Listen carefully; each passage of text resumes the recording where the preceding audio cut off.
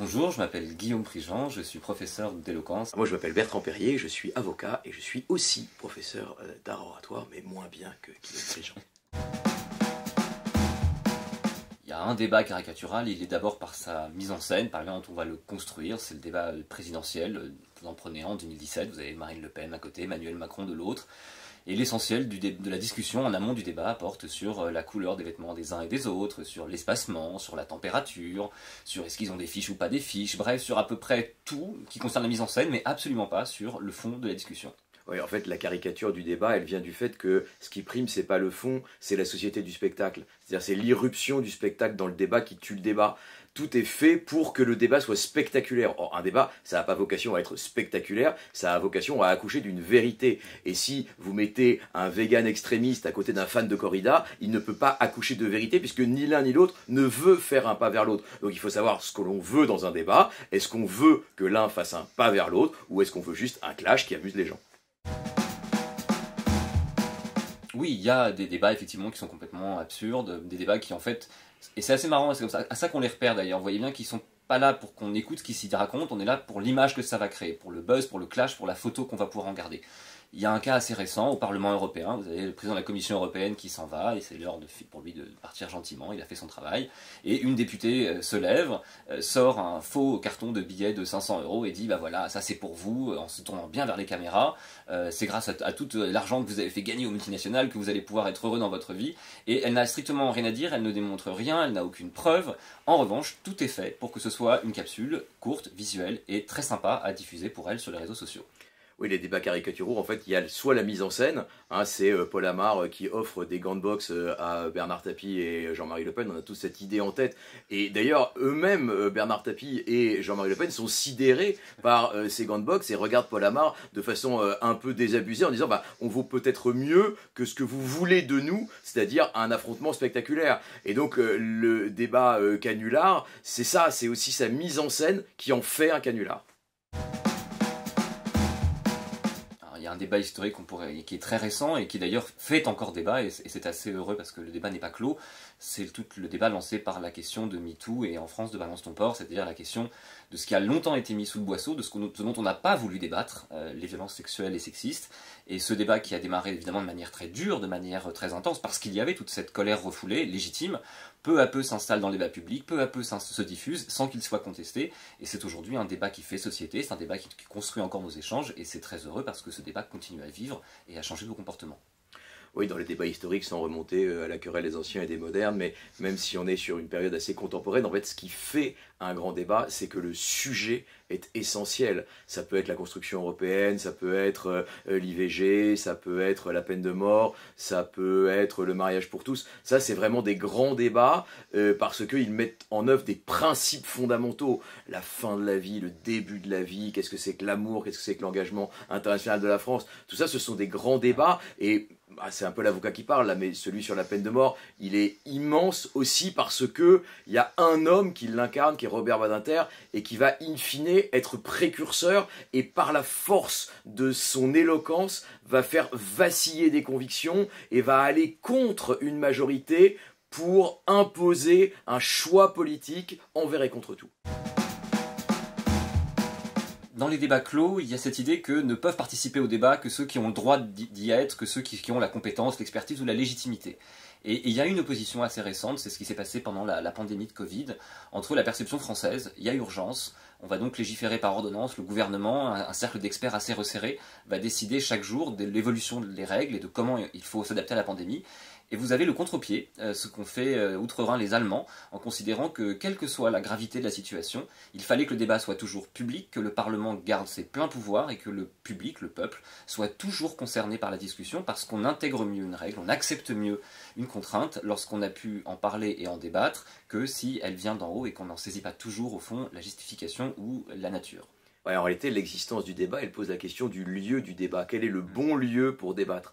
Est-ce que le lieu, c'est le Parlement avec sa lourdeur, mais aussi avec sa légitimité démocratique? Ou est-ce que parce qu'on est dans une situation d'urgence, on peut court-circuiter cette légitimité démocratique pour tenir le débat ailleurs. C'est pas que le débat n'a pas lieu, mais il a lieu ailleurs que là où il devrait avoir lieu, dans un conseil scientifique, dans un conseil de défense. Et donc on a l'impression que le débat n'a pas lieu, et du coup le débat va se reporter sur d'autres lieux, les réseaux sociaux notamment, avec les effets d'hystérisation qui leur sont attachés, parce qu'ils sont propres à leur mode de fonctionnement. Et donc on a l'impression que, en effet, le débat a été confisqué, que le peuple n'a pas pu débattre, d'où des gilets jaunes, d'où des complotismes, et donc on voit bien à quel point l'importance que le débat ait lieu, et ait lieu dans le bon lieu, est déterminante.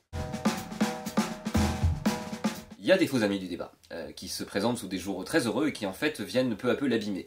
Il y a beaucoup de mots, il y en a un que moi je trouve assez remarquable, c'est le mot de tolérance.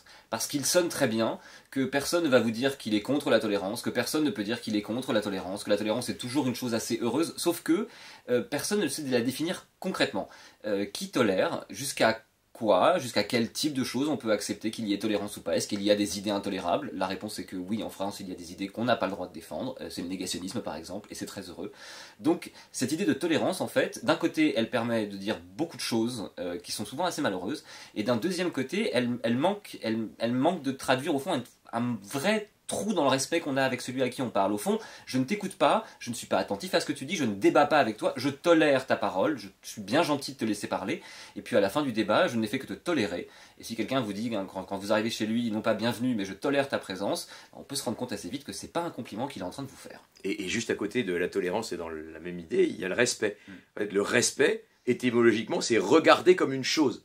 Et donc, en réalité, on respecte quelqu'un, c'est-à-dire qu'on le regarde comme une chose, mais on lui parle pas. Je te respecte, tu veux pas en plus que je t'écoute, et tu veux pas en plus me convaincre. Donc, respectons-nous chacun, c'est une sorte de guerre de tranchées, et c'est tout sauf un débat.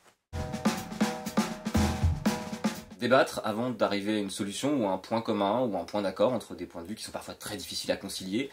Débattre, c'est déjà à un endroit où on a le droit de dire ce que l'on ressent, ce que l'on perçoit, de se faire entendre de l'autre, de se faire respecter de l'autre, de considérer que, quelle que soit son origine, son milieu social, son sexe, sa religion, peu importe, votre parole est légitime et que toute parole vaut autant que celle qu'un autre, en tout cas qu'elle a le droit d'être entendue. Et le débat, avant d'être un lieu d'affrontement, c'est l'image qu'on s'en fait, avant d'être un lieu d'opposition, voire un lieu de délibération commune, c'est d'abord un lieu d'écoute de la parole de l'autre. Oui, et en fait, il y a deux catégories de débats. Il y a le débat que l'on a en privé, l'un avec l'autre, où on peut vaciller, où les positions ne sont pas forcément arrêtées. On parle des idées arrêtées. Qu'est-ce que c'est qu'une idée arrêtée? C'est une idée qui s'est arrêtée de bouger, qui s'est figée dans une conviction inébranlable. On n'en est pas là quand on arrive à un débat en privé. Par contre, dans un débat en public, en fait, le destinataire du débat, c'est pas l'autre. C'est pas l'interlocuteur, c'est le spectateur. Et là, on veut pas perdre la face. On est parfois figé dans une assignation identitaire. Je suis comme ça, donc je pense ça. Tu es comme ça, donc tu penses ça. Et personne ne va bouger. Et donc en réalité, on est dans une guerre de tranchées, un dialogue de sourds. Un beau débat, paradoxalement, c'est peut-être celui qu'on a le plus de mal à engager, c'est peut-être celui où les mots nous viennent le moins facilement. Il y a un cas, une discussion qu'on a régulièrement et qu'on va retrouver aujourd'hui dans les prochains mois, prochaines années, c'est le débat sur la fin de vie. C'est un débat qui est très lourd. Toute personne qui doit prendre position sait que chaque mot doit être mesuré, doit être posé avec beaucoup de délicatesse parce qu'on touche des sujets qui sont très sensibles. On a tous connu, ou on connaîtra tous quelqu'un qui est confronté à cette situation, pour ceux qui ont été aidants, pour ceux qui l'ont vu, etc. On sait que c'est difficile, on sait que c'est un débat où vous allez devoir écouter parfois des paroles qui sont contraires aux vôtres et qui vous touchent intimement. Et c'est peut-être ça, la preuve que le débat est parfois beau et juste et indispensable au fait qu'on puisse se comprendre, c'est que quelle que soit la difficulté du sujet, lorsqu'il nous touche tous, alors on voit apparaître des vrais moments de discussion et de partage collectif, et c'est la preuve que le débat peut parfois être non seulement nécessaire, mais au fond peut-être surtout salvateur.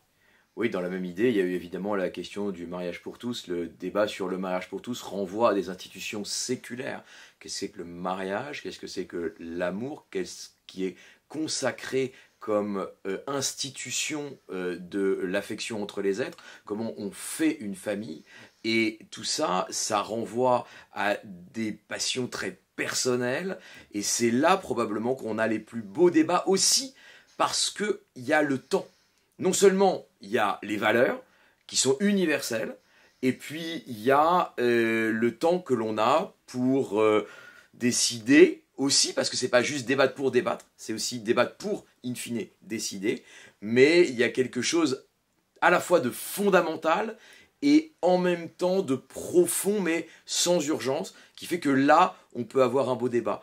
Et puis, il y a aussi une expérience que moi je trouve assez fascinante qui a été faite en 2019, qui s'appelle America in One Room, qui montre à quel point le débat c'est important et c'est fructueux. Parfois on dit le débat ça sert à rien, c'est vain. En fait c'est pas vrai. Il y a une expérience qui a été faite, on a mis des Américains dans un centre de congrès pendant 4 jours en 2019.